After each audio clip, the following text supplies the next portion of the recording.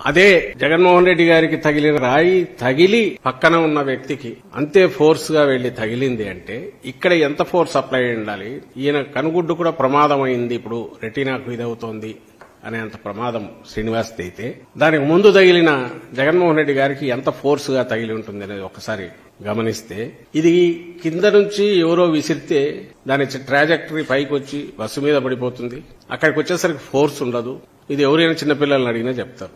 కొంచెం ఫిజిక్స్ గురించి అవగాహన ఉండని చెప్తారు, లేదా కామన్ సెన్స్ తో పల్లెటూరులో చదువు రాని వాళ్ళైనా చెప్తారు. బలంగా ఏదో ఒకదాన్ని ప్రయోగించి ఉండాలి.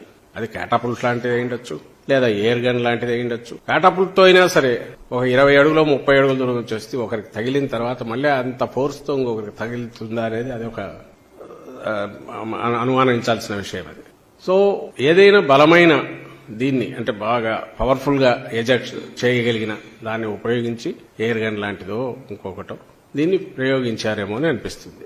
ఎవరో తుంటరి వాడు మిస్క్రియంట్ దుండగుడు అలా చేసి ఉంటే ఇంత పథకం ప్రకారం ఇట్లా చేసే అవకాశం లేదు. ఇది క్యాజువల్ గా ఎక్కడి నుంచో విసిరినది అనుకోవడానికి లేదు అవకాశం. అలాగే నేరుగా వచ్చి తగిలిన స్పాట్ అది చూశాక ఎవరికైనా భయం వేస్తుంది. రాష్ట్రం మొత్తం వైఎస్ఆర్ కాంగ్రెస్ పార్టీ కార్యకర్తలే కాకుండా అభిమానులు, ప్రజాస్వామ్యవాదులు అందరూ బాధపడ్డారు, ఆందోళన చెందారు. రాజకీయ విభేదాలకో లేకుంటే పార్టీల అభిప్రాయాలకు అతీతంగా ప్రధాని మోడీ గారితో సహా ఇమీడియట్ రియాక్ట్ అయ్యారు. ఇంకా చాలా మంది నాయకులు, తమిళనాడు ముఖ్యమంత్రి గారు, వెస్ట్ బెంగాల్ ముఖ్యమంత్రి గారు అందరూ రియాక్ట్ అయ్యారు, ఖండించారు. తెలంగాణ నుంచి కేటీఆర్ గారు కూడా అనుకుంటా ఇంకా చాలా మంది రియాక్ట్ అయినట్టున్నారు, ఖండించారు. ముక్తకంఠంతో దీన్ని ఖండించారు. త్వరగా కోలుకోవాలని కోరారు. చంద్రబాబు నాయుడు గారు కూడా ఖండించారు. ఆయన పనిలో పనిగా ఎవరి మీద బాధ్యుల మీద చర్యలు తీసుకోవాలని కూడా కొంచెం కూడా అడిగినట్టున్నారు. సరే, పొద్దున లేచి వాళ్ళ మీడియా చూసాం, అలాగే ఆ నాయకుల ధోరణి చూస్తున్నాం.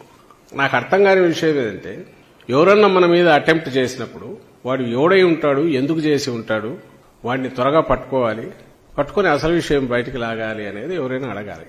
వీళ్ళు ఇమ్మీడియట్ రియాక్షన్ భద్రతా వైఫల్యము, పోలీసులు ఏం చేస్తున్నారు, లేకపోతే కరెంటు ఎందుకు తీశారు, వీళ్ళ నిర్లక్ష్యము, వాళ్ల నిర్లక్ష్యము, చేతకాంతనము. అంటే ఇక్కడ విలన్ ఎవడైతే అటాకర్ ఉన్నాడో వాడి మోటివ్స్ ఏంటి, వాడి వెనక ఎవరున్నారు. జగన్మోహన్ రెడ్డి గారి లాంటి నాయకుడి మీద అటాక్ చేయాలనుకోవడం ఎందుకు, దాని వెనక ఎవరైనా ఉన్నారా, ఇవి చూడమనడం బానే ఉంటుంది. ఆయన త్వరగా కోలుకోవాలనడం బానే ఉంటుంది.